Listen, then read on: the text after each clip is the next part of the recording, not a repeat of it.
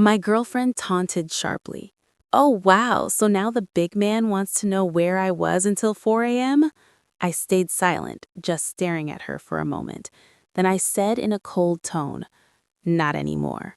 What she didn't know was that I had already seen her location at her ex's house, and a little plan had already been set in motion.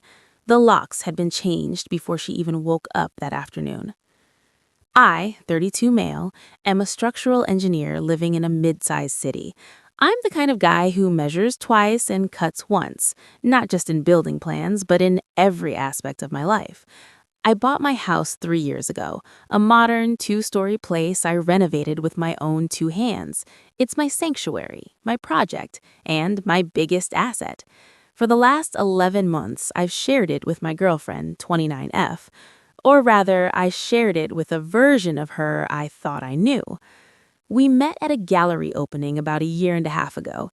She was vibrant, artistic, a freelance graphic designer who seemed to color outside the lines of my rigid, structured world. I fell hard. I ignored the red flags, the way she never offered to pay for dinner, the way her freelance work seemed to involve a lot of brunch and very little actual designing, and the way she talked about her ex-boyfriend. She called him the mistake, but she brought him up with a frequency that suggested he was more like the hobby. The unraveling didn't happen all at once. It was a slow erosion of my boundaries, almost like water damage you don't see until the drywall starts to crumble. First, it was her moving in temporarily because her roommate was toxic. Then it was her car breaking down and me leasing a new luxury SUV in my name because her credit was recovering. Then came the shared credit card for household emergencies, which quickly turned into Sephora hauls, spa days, and organic grocery runs where she bought $60 worth of artisanal cheese. I rationalized it. I was the provider.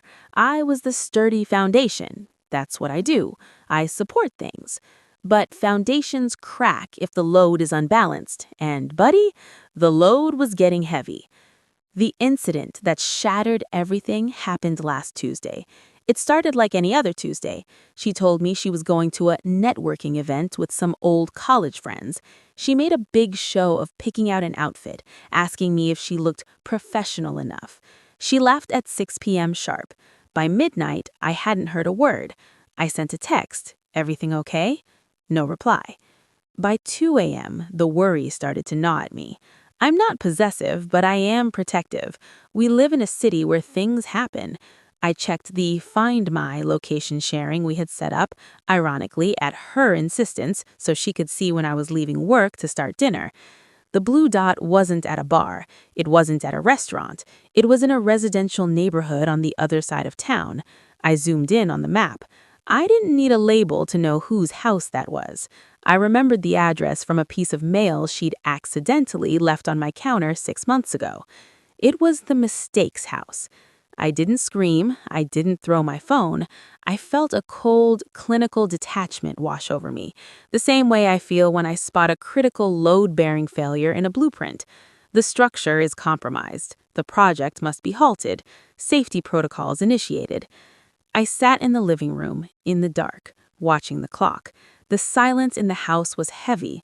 I looked around at the things she had changed, the beige throw pillows, the abstract art she insisted we buy, the clutter on the coffee table.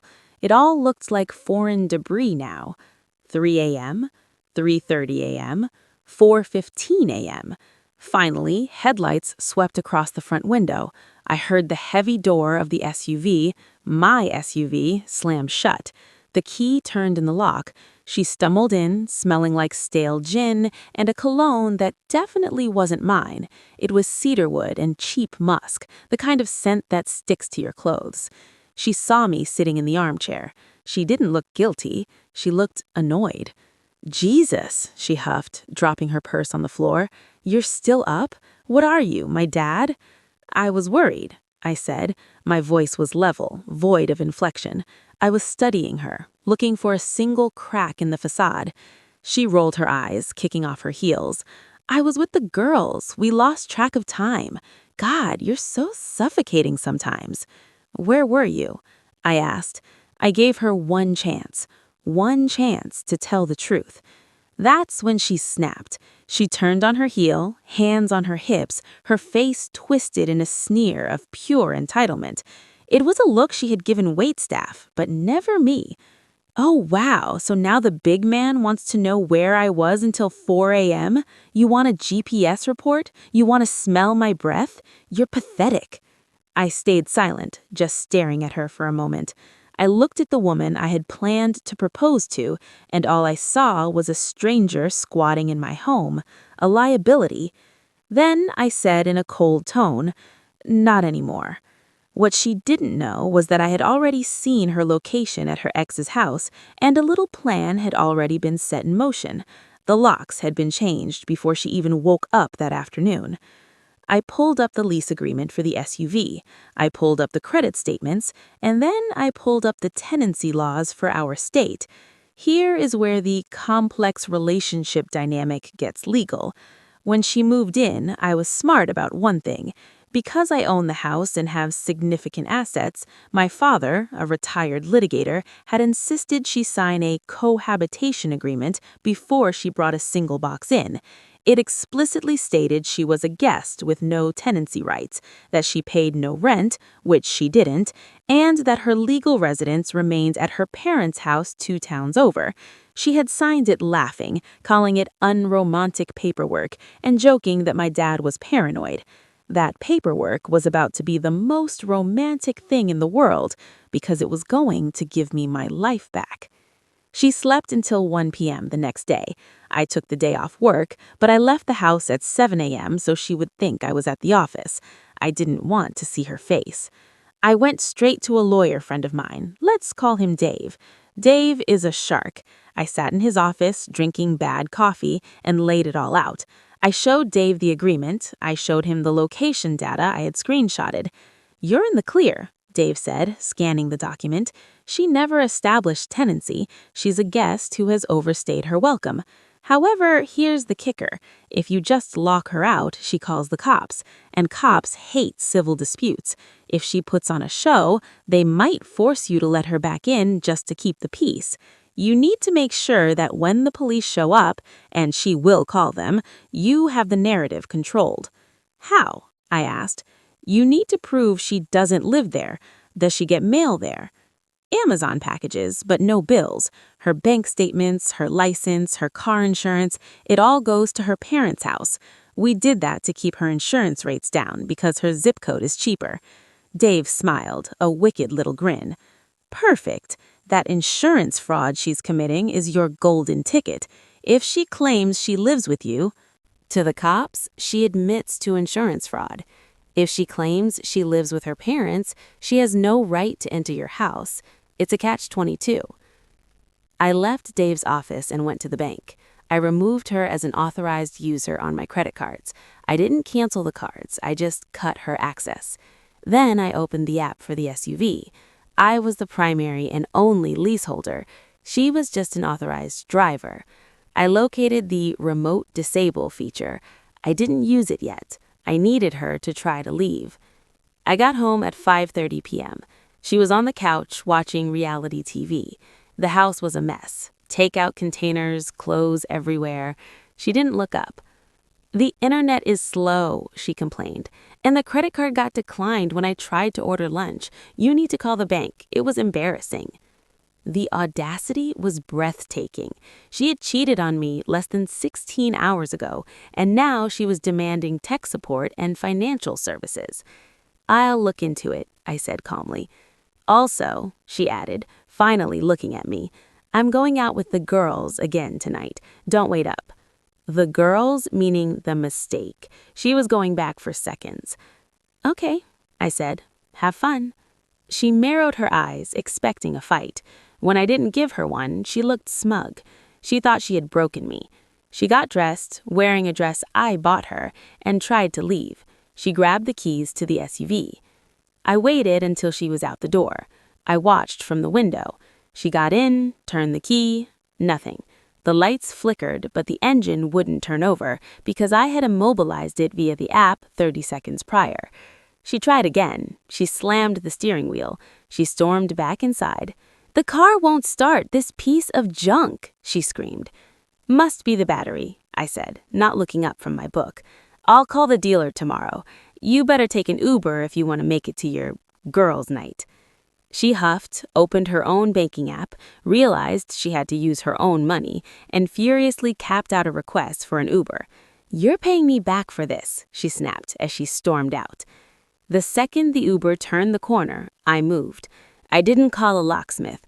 I'm a structural engineer. I know how to change a deadbolt. I had bought high-security smart locks earlier that day. I replaced the front door, back door, and garage entry locks in under an hour. Then came the packing. I didn't throw her stuff on the lawn. That's trashy, and it destroys property, which gives her leverage. I bought sturdy moving boxes. I packed her clothes, her makeup, her weird collection of ceramic frogs, everything. I was careful. I folded things. I wanted 0 accusations of damage. I checked under the bed, in the bathroom drawers, everywhere. I moved everything into the garage. Then I locked the door connecting the garage to the house and disabled the garage door opener code. The only way into that garage was with my physical key.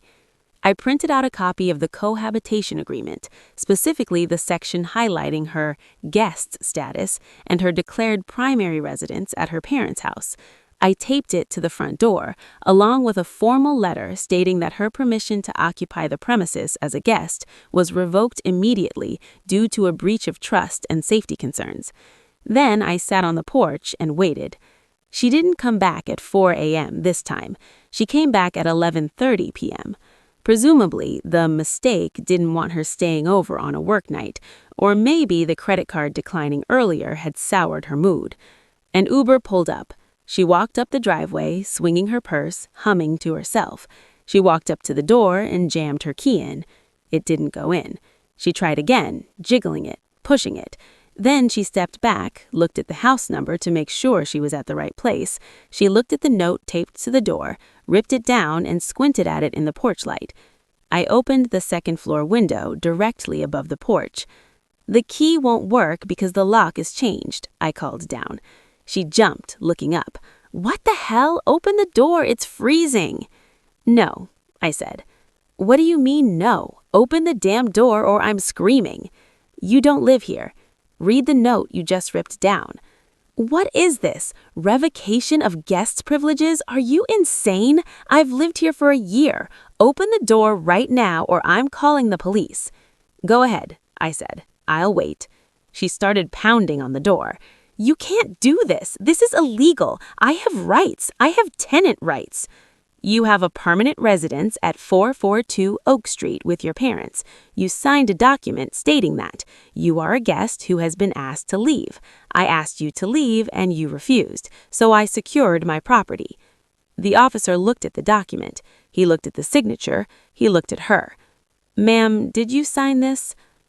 Well, he made me sign it. It doesn't mean anything." "It means a lot, actually. It means legally you don't live here. If you don't live here, he doesn't have to let you in." "But my stuff," cried her.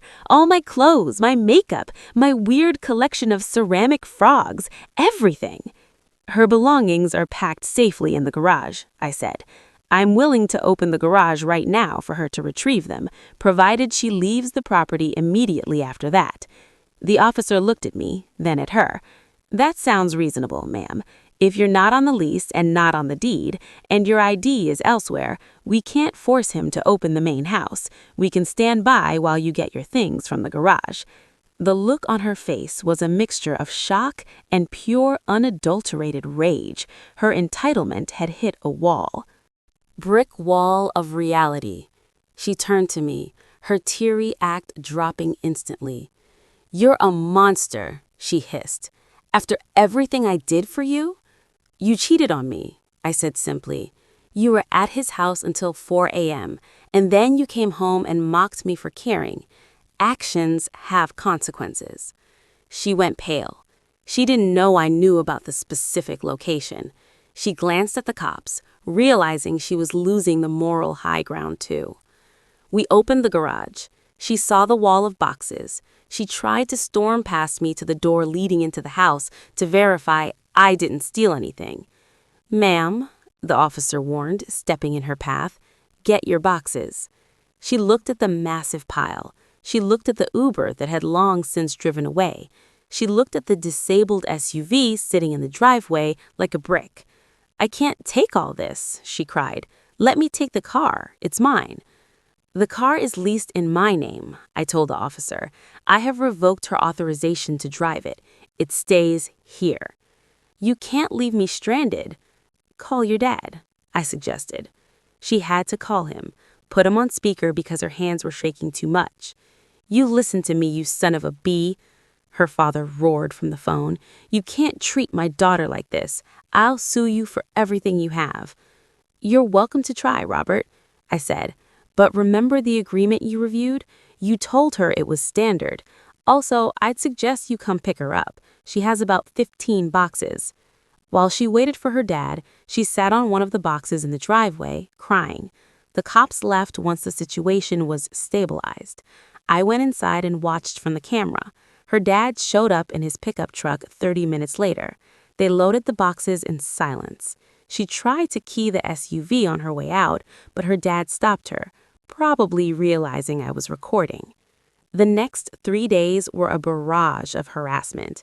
First came the texts, apologies. "Baby, I'm sorry, I was just scared. I wasn't cheating, I swear. We were just talking." Then came the threats. "I'm going to tell everyone you hit me." I had anticipated this. I downloaded all the Ring camera footage from the last month showing 0 physical altercations, just her coming and going. Then came the entitlement strike. She tried to use the credit card again. Declined. She tried to use the streaming service's passwords. Changed. She went to the high-end gym we joined, my membership, she was a guest on my family plan, denied entry at the front desk. But the kicker was the car. She kept texting me demanding the car back. "My friends are making fun of me because I'm driving my mom's Honda. Give me the SUV back. I paid for gas." I didn't reply. Instead, I called the leasing company's recovery team. Since the lease was solely in my name, I scheduled a voluntary early termination. It cost me a fee, but it was worth it to scrub the last remnants of her from my life. On Thursday afternoon, a flatbed truck arrived. I watched from the window as they winched the luxury SUV up. I took a picture of it on the back of the truck and sent it to her. Caption, "Gone. Just like your residency." She blew up my phone for 3 hours. I blocked her number. She didn't stop there, though. A week later, I got a letter from a lawyer she found, probably a strip mall ambulance chaser. They were claiming constructive eviction and demanding $50,000 in damages for emotional distress and loss of lifestyle. They also claimed common law marriage. I sat down with Dave again. "Common law in our state requires 3 things," Dave laughed, tossing the letter on his desk. "Cohabitation, holding yourselves out as married, and an agreement to be married. You have a document saying you aren't married, and she's a guest. Also, she filed her taxes as single last year to get a better refund. We have her on tax fraud if she pushes this." We sent a response letter. It was brutal. We attached the agreement, we attached the tax returns she had foolishly left in the chaotic files she didn't pack, and we included a counterclaim for the unauthorized credit card charges she made after I asked her to leave. She had memorized the number and tried to buy a $2,000 purse online. I disputed the charge. The letter ended with a simple offer. "Drop this immediately and we won't file a police report for credit card fraud and identity theft." Her lawyer dropped her 2 days later. I assume he realized his client couldn't pay him and had 0 case. I found out later what happened with the mistake. See, entitlement usually blinds people to how others perceive them. She thought she was the prize. She thought she could toggle between me, the wallet, and him, the fun. She assumed once she was free of me, he would swoop in. When she showed up at his door with 2 boxes of clothes, the ones she grabbed immediately, and a sob story about her abusive ex kicking her out, she expected him to welcome her with open arms. She expected to move in. But the mistake was a mistake for a reason. He was a 34-year-old aspiring DJ who lived in a basement apartment. He didn't want a roommate. He didn't want a girlfriend with baggage. He wanted a 4 a.m. hookup. According to a mutual friend, he let her stay on his couch for exactly 2 nights. Then she started complaining about his messy apartment and tried to get him to buy her dinner. He told her she was killing his vibe and asked her to leave. She had nowhere to go but back to 442 Oak Street, the same parents she had told me she couldn't stand because they were controlling. Now she was 29, living in her childhood bedroom, driving her mom's old sedan, with no credit card, no boyfriend, and a reputation in our social circle that was rapidly deteriorating as people found out the truth. About a month after the lockout, I ran into her. It was inevitable in a city this size. I was at a coffee shop downtown, reviewing some blueprints for a commercial project. "Hey," I looked up. She looked different, less polished. Her hair wasn't done. She was wearing old jeans and a generic t-shirt. She looked tired. "Hello," I said, not inviting her to sit. I kept my pen in my hand. "Can we talk?" she asked, her tears trembling. "I'm working. Please, I made a mistake."